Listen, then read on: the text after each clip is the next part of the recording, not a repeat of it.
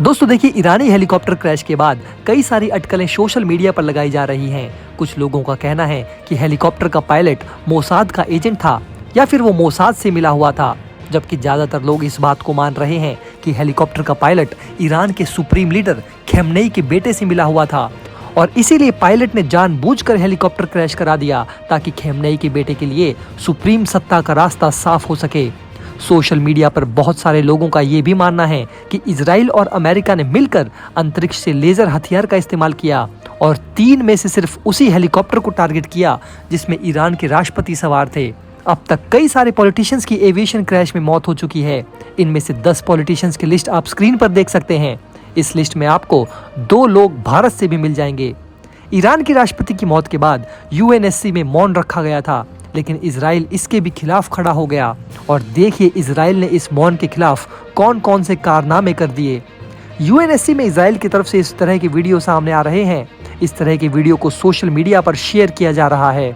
UNSC में Israel ने यह भी कहा है कि मास मर्डर करने वाले प्रेसिडेंट इब्राहिम रईसी की मौत पर यूएनएससी में मौन रखने की क्या जरूरत है।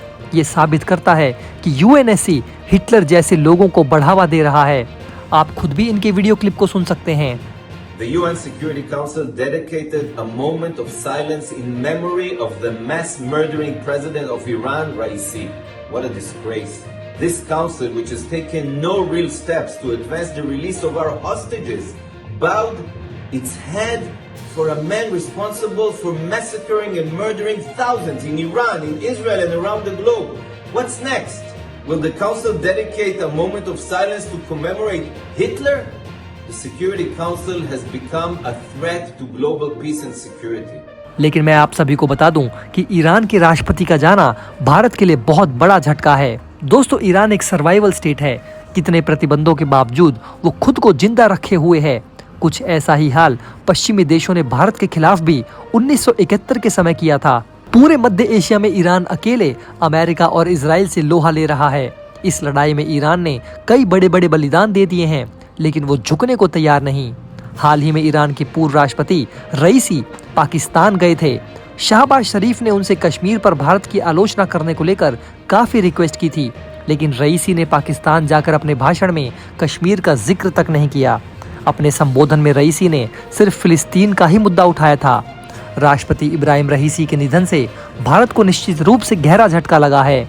रईसी भारत ईरान के बीच द्विपक्षीय संबंधों को मजबूत करने के पक्षधर थे।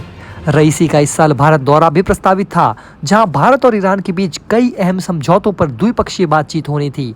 विदेशी मामलों के जानकारों का कहना है कि अपने निधन से पहले ही रईसी भारत के साथ ऐसा ऐतिहासिक समझौता कर गए जिसने भारत के अफगानिस्तान और मध्य एशिया तक पहुंच को और आसान कर दिया। उनके कार्यकाल में ही भारतीयों के लिए वीजा ऑन अराइवल सर्विस शुरू की थी। ईरान ने भारतीयों के लिए इस साल फरवरी में वीजा फ्री एंट्री की सुविधा शुरू की थी। वो चाहते थे कि ईरान की तरफ से ज्यादा पर्यटक आकर्षित हों।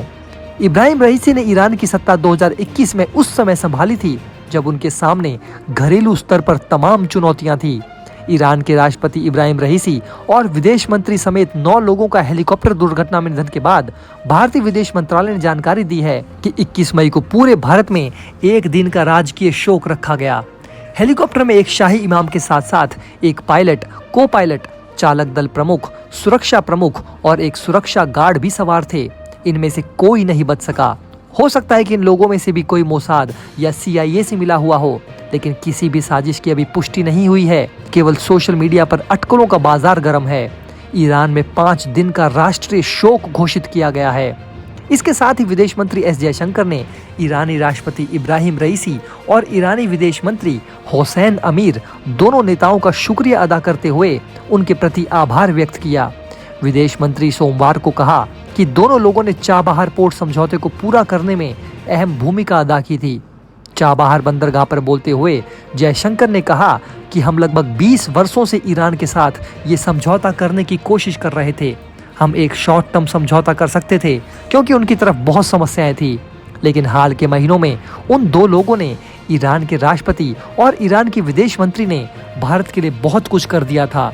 उन दोनों को धन्यवाद देना होगा जिनकी कल हेलीकॉप्टर दुर्घटना में दुर्भाग्य से मृत्यु हो गई। जयशंकर जी ने आगे कहा कि उनकी रुचि और पहल के कारण ही हम एक लॉन्ग टर्म समझौते को अंतिम रूप देने में सक्षम हुए। ये बहुत महत्वपूर्ण है क्योंकि ये ग्लोबल कनेक्टिविटी कॉरिडोर जैसे कि INSTC से जुड़ी बड़ी चीजों में से एक है। ईरानी राष्ट्रपति इब्राहिम रईसी और विदेश मंत्री अमेरिका में निर्मित बेल 212 हेलीकॉप्टर पर सवार थे। अमेरिका से हथियार खरीदना भारत के लिए भी खतरनाक हो सकता है। वो कभी भी भारत पर सैंक्शन लगा सकता है और हथियारों के पार्ट पुर्जों को बीच में ही रोक सकता है। ऐसे में आप मुझे नीचे कमेंट में बताइए कि क्या भारत को अमेरिका से हथियार खरीदने चाहिए या फिर रूस से। इस हादसे के बाद अमेरिका ने एक बयान जारी किया है। अमेरिकी विदेश विभाग के प्रवक्ता मैथ्यू मिलर ने कहा कि ईरानी सरकार ने हमसे सहायता मांगी थी। हमने उन्हें स्पष्ट किया था कि हम उनकी सहायता करेंगे, लेकिन कुछ लॉजिस्टिक सप्लाई की समस्याओं के कारण हमने उन्हें सहायता प्रदान नहीं कर पाए। उन्होंने राष्ट्रपति रईसी के निधन पर शोक जताया। इस दौरान मैथ्यू मिलर ने रईसी की निंदा भी की। उन्होंने कहा, मुझे कुछ बातें कहने दीजिए। 4 दशकों तक रईसी ईरानियों की आवाज दबाते रहे। वो मानवाधिकार के हनन में भी शामिल थे। वो 1988 में हजारों राजनीतिक कैदियों की हत्या में भी शामिल थे। उनके कार्यकाल के दौरान महिलाओं और लड़कियों के कई मानवाधिकारों का हनन हुआ। मैथ्यू मिलर ने कहा, हम किसी को भी हेलीकॉप्टर क्रैश में मरते हुए देखना नहीं चाहते हैं, लेकिन इससे एक राष्ट्रपति और न्यायाधीश के रूप में रईसी के रिकॉर्ड की वास्तविकता नहीं बदलेगी। हम ईरान के लोगों को उनके अधिकारों की रक्षा के लिए उनका समर्थन करना जारी रखेंगे। उधर इस दुर्घटना के बाद रूस ने भी बड़ा ऐलान किया है। ईरान के कार्यवाहक राष्ट्रपति से रूस के राष्ट्रपति पुतिन ने बात की है। पुतिन का कहना है कि वो जांच में ईरान की मदद करेंगे। इसका मतलब साफ है कि पुतिन का भी शक इस दुर्घटना के पीछे गहरा रहा है और अगर इसमें किसी दूसरे देश की बड़ी साजिश सामने आती है तो मिडिल ईस्ट में एक नया तमाशा शुरू हो सकता है। हालांकि मीडिया रिपोर्ट्स के अनुसार पायलट ने हेलीकॉप्टर से नियंत्रण खो दिया था, जिसके चलते ये हादसा हुआ। वैसे इस पूरे दुर्घटना के बारे में आप क्या सोचते हैं, हमें कमेंट बॉक्स में बताइए। दोस्तों, अगर आप हमारे काम को पसंद करते हैं और हमारी खबरें आपको पसंद आती है तो हमारे इस चैनल को सब्सक्राइब किए बिना बिल्कुल भी मत जाइएगा। हमारे इस उभरते हुए चैनल को सपोर्ट कीजिए और आपका एक एक सब्सक्राइब हमारे लिए बहुत मायने रखता है।